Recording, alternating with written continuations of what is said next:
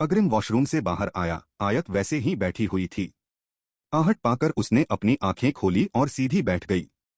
अग्रिम ने उसे एक नजर देखा, फिर बिना कुछ बोले अपने कपड़े उठाकर वापस वॉशरूम में चला गया। आयत ने गहरी सांस ली और वापस से टेक लेकर अपनी आंखें बंद कर ली। उम्मीद करती हूं कि मेरी उम्मीद सही साबित हो और आपके शब्द गलत। कुछ देर बाद अग्रिम बाहर आया। आयत की गर्दन फिर उसकी ओर घूम गई। अग्रिम ने उसे देखा, फिर चुपचाप से कमरे से बाहर निकल गया। उसका ये रवैया आयत को समझ नहीं आया। उसने वापस से अपनी आंखें मूंद ली। नींद तो अलविदा कह चुकी थी, पर फिर भी वो जद्दोजहद में लग गई।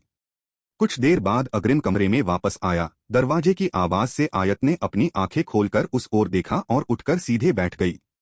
अग्रिम अपने हाथ में 2 कप लिए अंदर आया। एक और बैठते हुए एक कप आयत की तरफ बढ़ा दिया।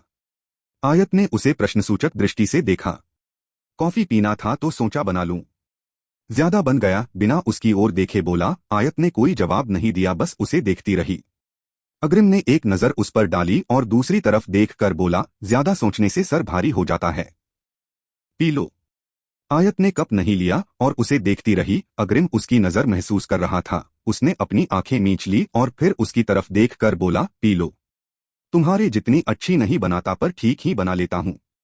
मीठा कम लगे शायद, बोलने में अकड़ कम होता तो शायद से उसके ताने मिश्रित बात पर आयत को हंसी आ जाती, पर उसकी अकड़ के आगे ऐसा हो न सका। आयत ने कुछ नहीं कहा और कप लेकर सीधे बैठकर पीने लगी। अग्रिम ने कनखियों से उसे देखा, पर वो खुद में सोच में डूबी सी लगी। अग्रिम ने गला साफ करते हुए उसका ध्यान अपनी ओर करना चाहा। आयत ने उसकी तरफ देखा तो उसने झट से नजर फेर ली। आयत ने भी कुछ नहीं कहा। कमरे में एक अजीब ही तरह की शांति पसरी थी, जो कहीं न कहीं दोनों ही को चुभ रही थी। कुछ बात करनी थी तुमसे, अग्रिम ने खामोशी तोड़ी। क्या? आयत ने एकदम से भावशून्य होकर उसकी तरफ देखा। अग्रिम ने फिर अपनी नजर हटा ली और बोला, शादी को 4 दिन ही रह गए हैं, तो मैं सोच रहा था तुम दिव्या के घर चली जाती शादी तक। क्यों? अग्रिम ने किसी तरह तो अपनी बात कही थी, उस पर तुरंत से आयत का सवाल आ गया। यूं ही दोस्त है न तुम्हारी, तो उसे जरूरत होगी। नहीं है, आयत ने एकदम से कहा तो अग्रिम ने उसकी तरफ देखा। आदर्श भाई देख रहे हैं सब, उसे मेरी जरूरत नहीं है। और आप ऐसा क्यों कह रहे हैं? आपको तो मेरा घर से बाहर जाना भी पसंद नहीं, अकेले जाना पसंद नहीं है।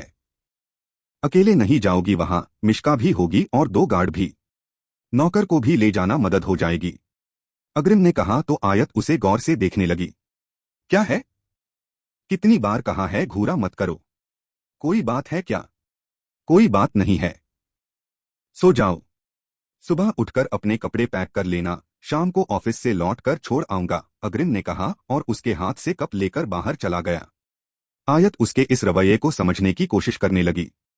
सोई नहीं अभी तक? अग्रिम वापस आया और उसे बैठे देखकर पूछा।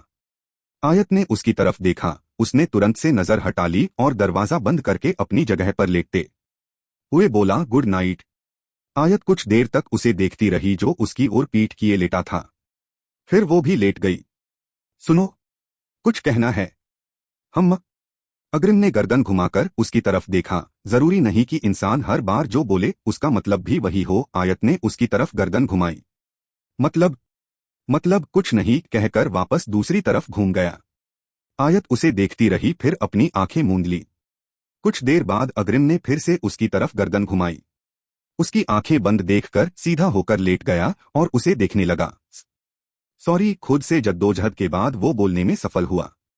आयत ने आंखें खोलकर उसे देखा तो एकदम से चेहरा फेर कर छत की ओर देखने लगा। उस वक्त वो मेरा मेरा वो मतलब, अग्रिम अटकते हुए अपनी बात कहने की कोशिश कर रहा था, तभी आयत सरक कर उसके पास आई और उसके सीने पर अपना सर रख दिया। अग्रिम की मानो सांसें ठहर गई, उसका दिल जोरों से धड़कने लगा, गला शुष्क हो चला था। उसने आयत की तरफ देखा और तुरंत से उठकर बैठ गया। क्या हुआ? आयत ने उसे इस तरह उठते देखकर पूछा। कुछ नहीं, अग्रिम खुद को शांत करते हुए बोला। उधर हटकर सो न, इतनी तो जगह है। आयत की तरफ देख डपटते हुए बोला और चेहरा फेर कर लेटते हुए चादर से खुद को ढक लिया। आयत उससे दूर हो गई और अपने सीने पर हाथ रखकर अपनी आंखें मूंद कर राहत की सांस लेते हुए मन ही मन बोली, थैंक यू महादेव। फिर आंखें खोलकर अग्रिम की तरफ देखा और मुस्कुरा उठी। जहां कुछ देर पहले आंखों में दर्द था, वहीं अब चेहरे पर एक सुकूनदायक मुस्कान। सुबह अग्रिम उठकर बाहर आया तो घर में चहल पहल हो रही थी। आयत सब नौकरों से काम करवा रही थी। उसे देखकर अग्रिम ने हॉल में बैठी कावेरी जी की तरफ देखा। पता नहीं, सुबह सुबह उठकर आई और सारी साफ सफाई करवा रही है, खाना बनवा रही है।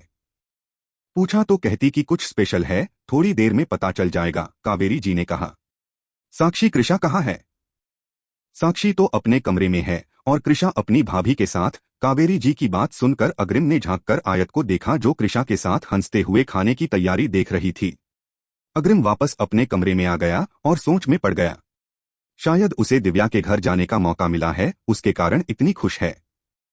आयत का हंसता चेहरा याद आया तो ये सब सोचते हुए हल्के मुस्कुरा दिया। कुछ देर बाद वो तैयार होकर कमरे से बाहर निकल रहा था। आयत तेजी से अंदर आ रही थी।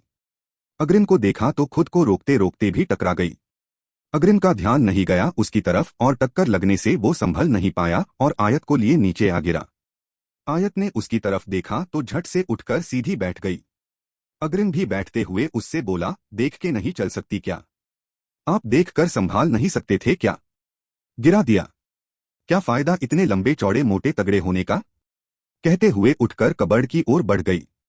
अग्रिम अवाक सा उसे देखता रह गया, उसकी समझ ही नहीं आया क्या बोलकर गई। आयत कबर्ड से सामान लेकर बाहर जाने लगी। अग्रिम को वैसे ही बैठे देखकर बोली, अरे अभी तक ऐसे ही बैठे हैं, चलिए उठिए, कहकर उसकी तरफ हाथ बढ़ा दिया। अग्रिम ने उसे देखा, फिर उसका हाथ थाम उसे खींचकर नीचे गिरा दिया। आउच! ये क्या था? आयत ने उसकी तरफ देखा।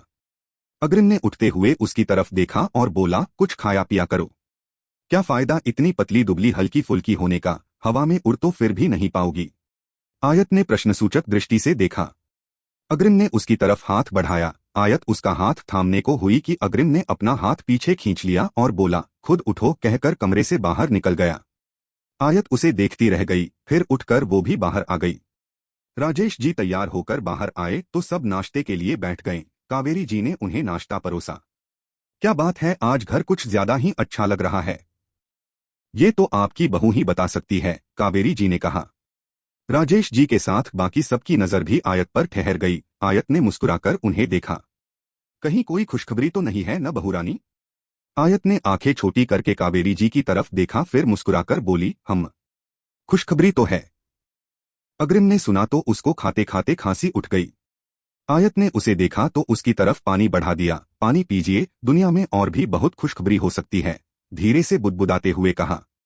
अग्रिम ने कनखियों से उसे देखा तो आयत ने दांत दिखा दिया। चाचा जी, चाची माँ, आपसे कुछ कहना है, आयत ने उनकी तरफ देखकर कहा। बोलो।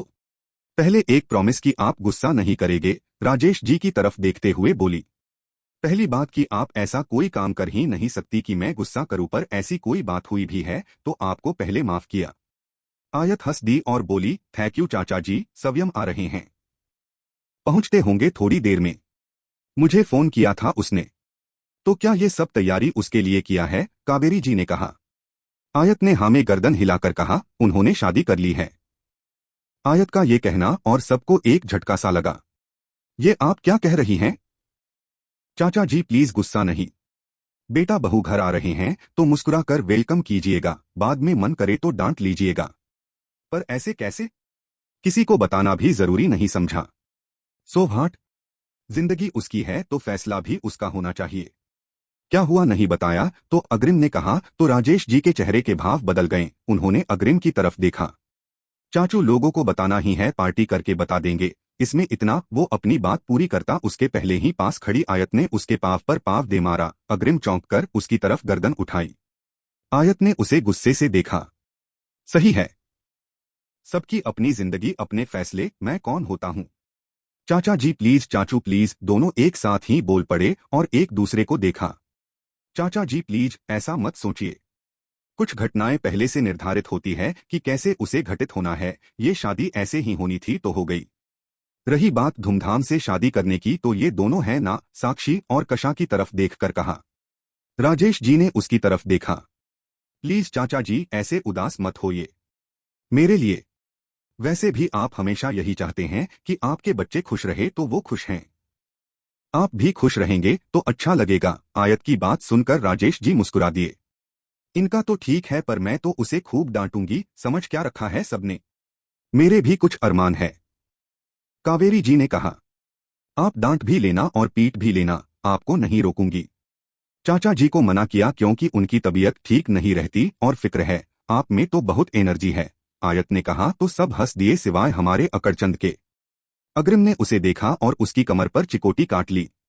आओ उसके मुंह से आवाज निकलती उसके पहले ही अग्रिम ने उसके मुंह में सेब का टुकड़ा डाल दिया। आयत ने उसकी तरफ देखा। अग्रिम चौहान किसी का उधार नहीं रखता, धीरे से बोलकर उठ गया। आयत अपनी कमर सहलाते हुए उसे देखने लगी। तभी बाहर से गाड़ी की आवाज आई। साक्षी और कृषा चहकते हुए बाहर की ओर दौड़ गई। बाकी सब भी उसके पीछे दरवाजे की ओर बढ़ चले। कृषा और साक्षी भागते हुए गाड़ी तक पहुंच गई। सव्यम बाहर आया तो वो दोनों जाकर उसके गले लग गई। सव्यम ने उन्हें दुलारा और आकर दूसरी तरफ का डोर ओपन किया और रिनी की तरफ अपने हाथ आगे कर दिए। रिनी के मन में बहुत सारी बातें चल रही थी जिसके कारण वो बुरी तरह घबरा रही थी। सव्यम का हाथ थामे वो बाहर आई। लाल रंग की साड़ी, चूड़ियां और सारे साज श्रृंगार किए नई नवेली दुल्हन के रूप में बेहद खूबसूरत लग रही थी। आप भी आइए, सव्यम ने अंदर बैठी भक्ति की तरफ देखकर कहा और कृषा को इशारा किया। कृषा भक्ति के पास आकर उसे चलने के लिए कहा। सव्यम की नजर दरवाजे पर खड़े बाकी लोगों पर पड़ी।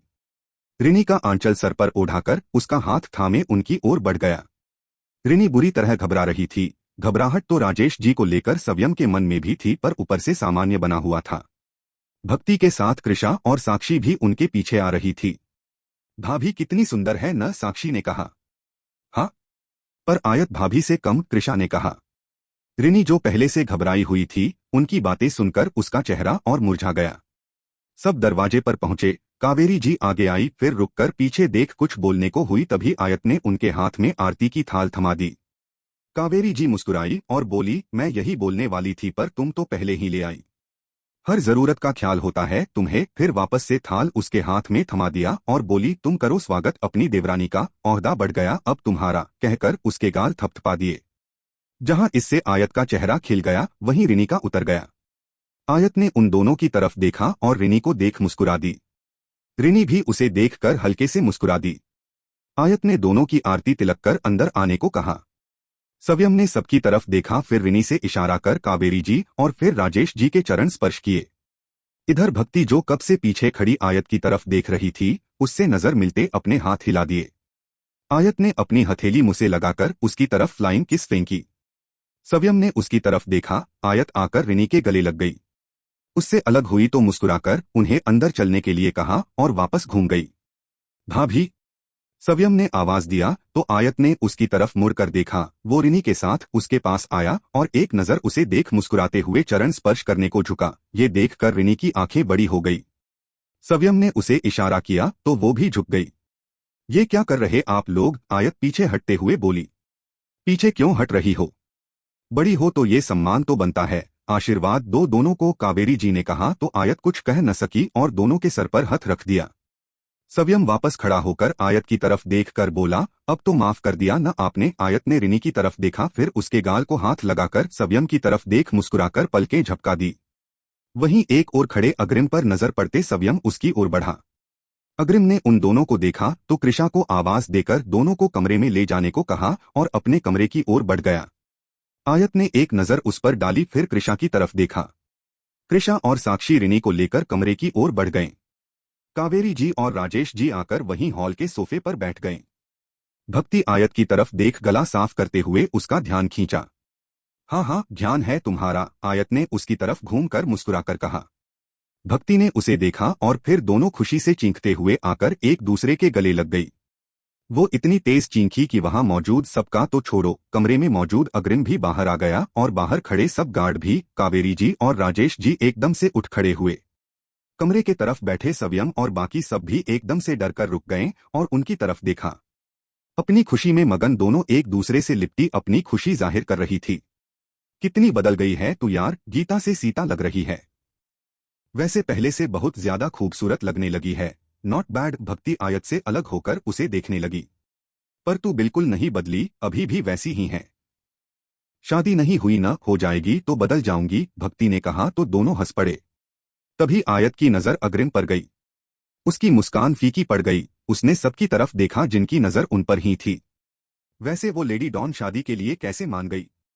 अजूबा ही हो गया नहीं, भक्ति अपनी ही धुन में थी, उसका आवाज पर नियंत्रण नहीं था। आयत ने उसकी तरफ देखकर धीरे बोलने का इशारा किया और कावेरी जी राजेश जी की तरफ देखकर बोली, ये मेरी फ्रेंड है भक्ति। मैं दिव्या और ये एक साथ हॉस्टल में रहते थे। दिव्या की शादी के लिए आई है। भक्ति ने आगे आकर उन्हें नमस्ते किया। अच्छा, खुश रहो बेटा। आयत, इसके लिए गेस्ट रूम रेडी करवा दो। अरे नहीं आंटी, मैं दिव्या के पास जाऊंगी तो रहने दीजिए। ठीक है। आयत के साथ जाकर फ्रेश हो लो, तब तक तुम लोग के लिए खाने की व्यवस्था करवाती हूँ, कावेरी जी ने कहा तो आयत उसे लेकर अपने कमरे की ओर बढ़ गई। दरवाजे पर खड़े अग्रिम को देखकर भक्ति ने आयत की तरफ देखा। आयत ने मुस्कुराकर पलकें झपका दी। योलो जीजू, कैसे हैं आप? भक्ति ने बेतकल्लुफी से कहा, जिससे अग्रिम सकपका सा गया। हाँ, धीरे से कहा और राजेश जी के पास चला आया। आयत भक्ति को लेकर अपने कमरे में चली गई। कृषा और साक्षी रिनी को कमरे में लेकर आई और थोड़ी बहुत जान पहचान कर बाहर निकल गई। रिनी अपने ही विचारों में खोई थी। सव्यम ने उसे विचारमग्न देख सोच में पड़ गया। क्या हुआ? क्या सोच रही हो? सव्यम ने अपना कोट उतारकर एक ओर रखा और आईने में एक नजर खुद को देखते हुए बोला। रिनी का कोई जवाब नहीं आया तो उसने उसकी तरफ देखा। अपनी शर्ट के ऊपरी बटन खोल उसके पास आकर बैठा और अपनी आस्तीन चढ़ाते हुए बोला, बहुत थकावट हो गई न?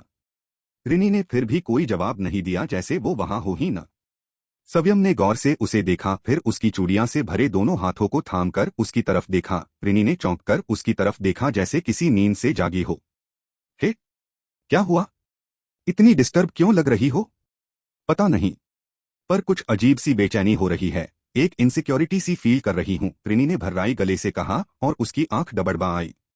सव्यम ने उसे देखा तो उसे अपने सीने से लगा लिया और उसका सर थपथपाते हुए बोला, अभी भी मुझ पर भरोसा नहीं? तुम्हारे अंदर से हर डर को मिटाने के लिए ही तो ये शादी ऐसे की जिससे तुम मेरे साथ आने में सहज रहो। हम पता है। फिर ये असुरक्षा की भावना क्यों? अब तो सबके सामने तुम्हें अपने जीवन में शामिल कर लिया मैंने, या अब भी तुमने माफ नहीं किया मुझे? ऐसा नहीं है। सच कहूं तो तुमसे कभी इतनी खफा थी ही नहीं, क्योंकि मेरे साथ जो भी हुआ वो सब होना शायद पहले से तय था। नाराजगी मुझे शायद अपनी किस्मत से रही या फिर खुद से, वो अलग बात है कि जाहिर तुम पर किया, क्योंकि जिन जिन के हाथों चली गई उनमें से केवल तुमने पलटकर देखा मुझे, और जो पलट कर देखा है तो हमेशा के लिए देखा है। अपने वादे से कभी नहीं पलटूंगा। भूल जाओ सब, माफ कर दो सबको। सव्यम ने उसे अपनी बाहों में कस लिया।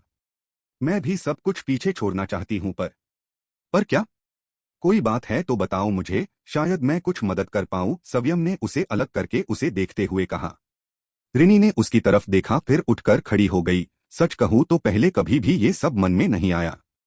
मैं तो हमेशा खुद में मस्त रहती थी, किसी से कोई शिकायत नहीं, कोई बैर नहीं। पर अब कभी कभी मैं खुद को ही अजनबी सी लगती हूँ, हर पल अपनी पहचान तलाशती हूँ, खुद को दूसरों से कंपेयर करने लगी हूँ, स्पेशली आयत।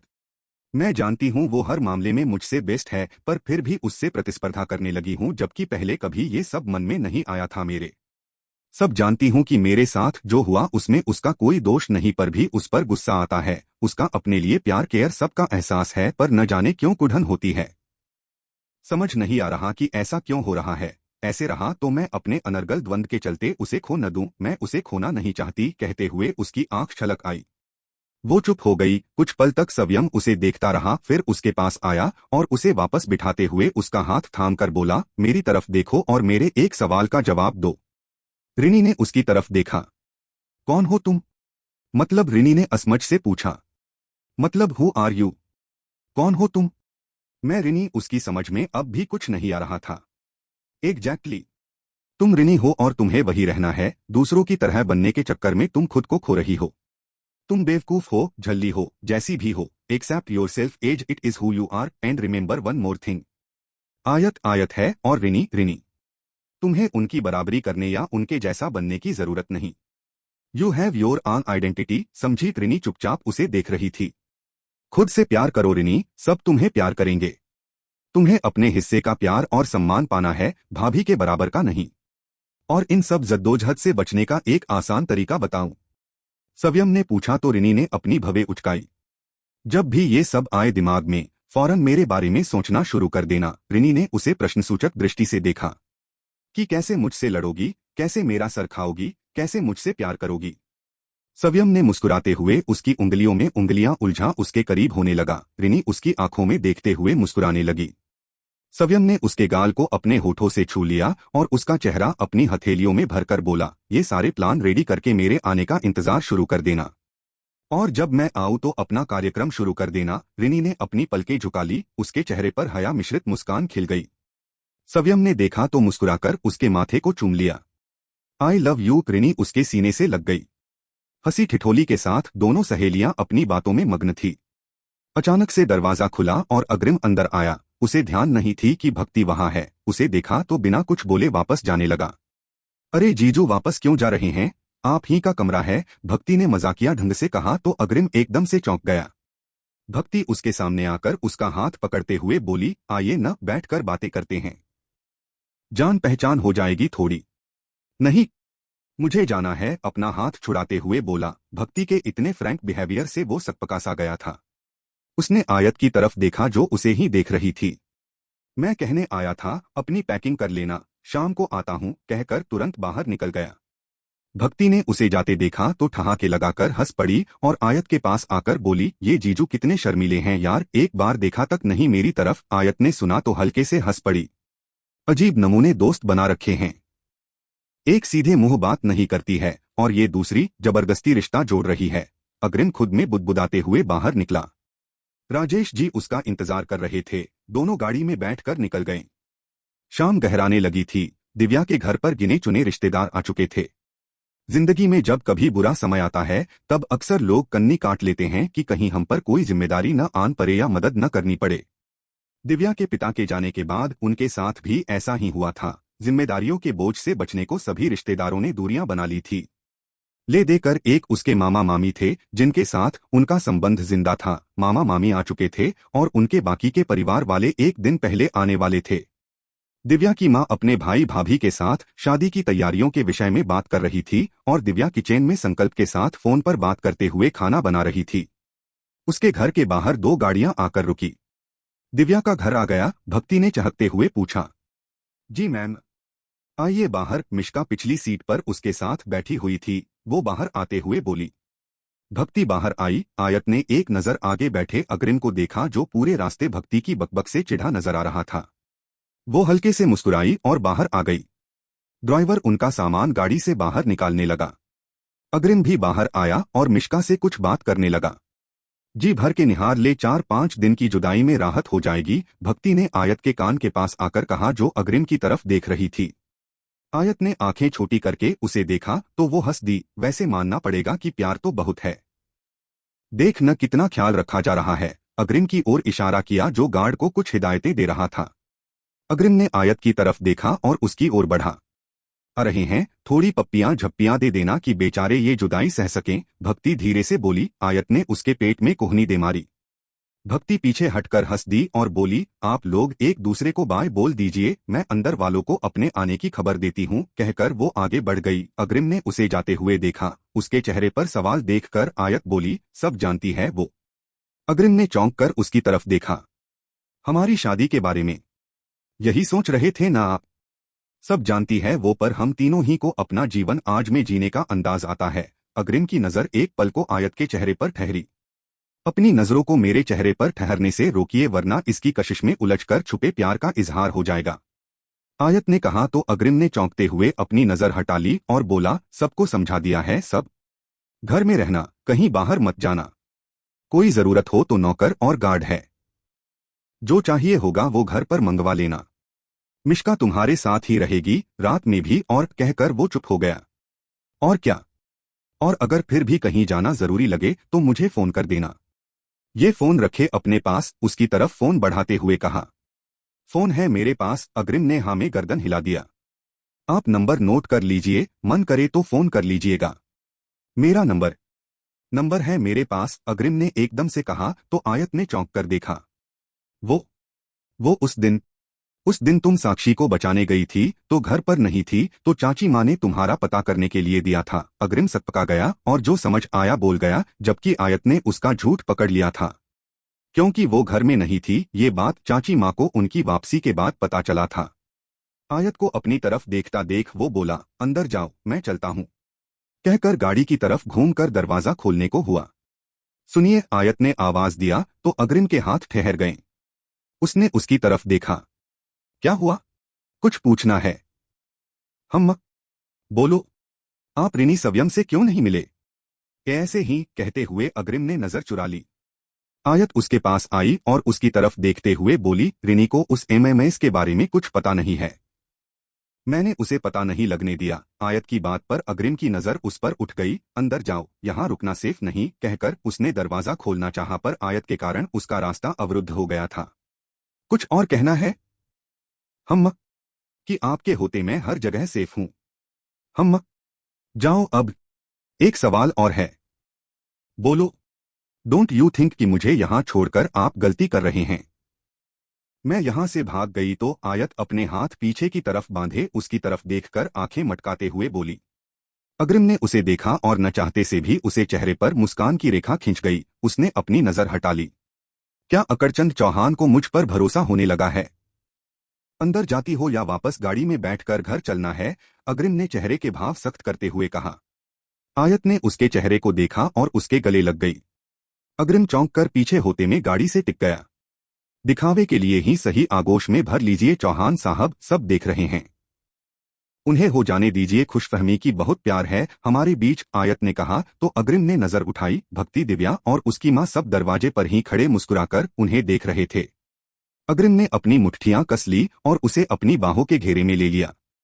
उसकी बाहों की घेरे का एहसास होते से आयत ने मुस्कुराकर उसे और कस के जकड़ लिया। अग्रिम ने अपनी आंखें कस के भींच ली और फिर झटके से उसे अलग कर दिया। मिश्का, अग्रिम की आवाज सुनकर मिश्का उनके पास आई और आयत से बोली, चलिए मैं। आयत ने अग्रिम की तरफ देखा और हल्के से उसके गाल चूमकर बोली, टेक केयर। जहां मिश्का मुंह दबाकर मुस्कुरा दी वहीं अग्रिम सकपका गया और तुरंत से उसे एक ओर कर गाड़ी में जाकर बैठ गया और शीशा ऊपर चढ़ा दिया। आयत ने एक नजर उसे देखा फिर मुस्कुराकर आगे बढ़ गई। अग्रिम उसके अंदर जाने तक उसे देखता रहा। साहब, गाड़ी स्टार्ट करूं? ड्राइवर की आवाज पर अग्रिम का ध्यान हटा। हम चलो, कहकर एक नजर दिव्या के घर की तरफ देखा और मन ही मन बोला, मेरा शक अगर सही है, जगत राज रघुवंशी, और तू इस बार मुझे मात देने को संकल्प को टारगेट कर रहा है तो मैं तुझे ये मौका कभी नहीं मिलने दूंगा। इस बार अग्रिम चौहान सिर्फ अपनी बीवी पर ही नहीं हर किसी का ध्यान रखेगा। तेरा कोई भी दाव इस बार नहीं चलेगा। कहते हुए उसने अपना लैपटॉप खोला जिस पर दिव्या के घर के एक एक कोने का वीडियो फुटेज दिख रहा था। सुबह ही सजावट वालों के बीच अपने आदमी भेज हर जगह कैमरे फिट करवा दिए थे उसने। तो दोस्तों, यह था 33वां भाग। 34वें भाग देखने के लिए हमारे साथ जुड़े रहे और चैनल को भी सब्सक्राइब कर लें। मुझे दीजिए अगले एपिसोड तक इजाजत। धन्यवाद।